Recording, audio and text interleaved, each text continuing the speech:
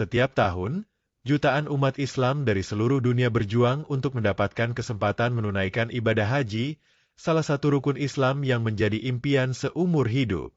Namun, tahun 2025 menjadi tahun yang penuh ketidakpastian bagi calon jamaah haji, terutama dari Indonesia. Pemerintah Arab Saudi secara resmi memberlakukan sistem baru yang disebut Banyak Syarikah, sebuah kebijakan yang diklaim sebagai solusi untuk mengatasi kepadatan dan pemerataan kuota haji global. Namun, di balik itu, muncul kekhawatiran besar. Apakah sistem ini justru akan memperburuk nasib jamaah haji Indonesia? Bagaimana dampak nyatanya terhadap kuota, antrian, dan biaya haji? Simak analisis lengkapnya dalam narasi ini. Sebelum masuk ke pembahasan mendalam, jangan lupa untuk menekan tombol subscribe, like, dan aktifkan lonceng notifikasi agar tidak ketinggalan update terbaru seputar haji dan umroh. Bagi yang sedang menunggu panggilan haji atau memiliki keluarga yang berencana berangkat tahun 2025, tulis di kolom komentar, "Amin. Semoga tahun ini jadi tahun keberangkatan kami." Dukungan kalian sangat berarti untuk perkembangan channel ini. Apa itu sistem banyak syarikah? Sistem banyak syarikah, Multiple Entry System, adalah kebijakan baru pemerintah Arab Saudi yang bertujuan untuk mengatur distribusi jamaah haji secara lebih merata di antara negara-negara dengan populasi muslim besar.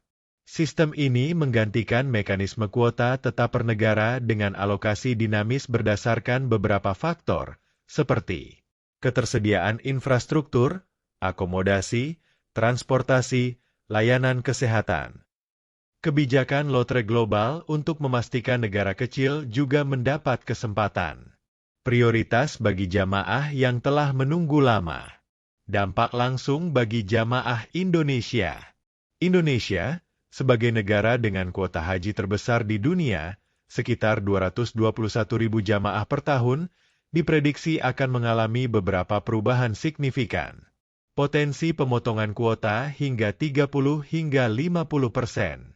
Sistem ini memungkinkan Arab Saudi mengurangi kuota negara-negara dengan antrian panjang, seperti Indonesia, untuk memberi ruang bagi negara lain. Jika sebelumnya kuota Indonesia sekitar 221.000, tahun 2025 bisa turun menjadi 150.000 atau bahkan kurang. Antrian yang semakin panjang. Saat ini, rata-rata waktu tunggu haji di Indonesia mencapai Oktober 20 tahun.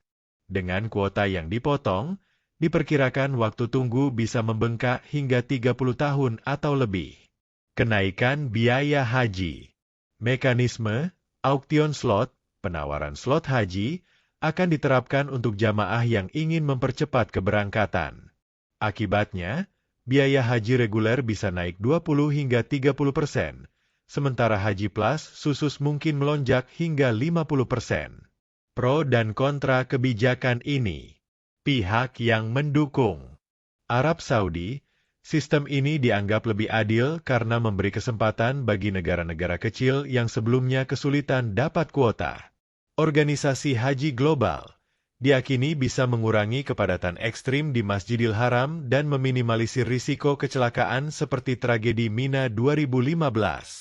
Pihak yang menentang. Kemenag RI, pemerintah Indonesia masih bernegosiasi agar kuota tidak dipotong drastis, mengingat antrian yang sudah sangat panjang. Calon jamaah khawatir sistem ini hanya menguntungkan jamaah dari negara kaya yang bisa membayar lebih untuk priority slot. Tips untuk calon jamaah haji 2025. Bagi yang sudah mendaftar atau berencana berangkat tahun depan, berikut beberapa langkah antisipasi. Segera daftar via e-haji. Pastikan data terdaftar di sistem Siskohat Kemenag untuk menghindari penipuan kuota palsu. Hindari calo dan biro haji ilegal. Gunakan hanya channel resmi, bank syariah atau agen travel berizin Kemenag. Persiapkan dana cadangan.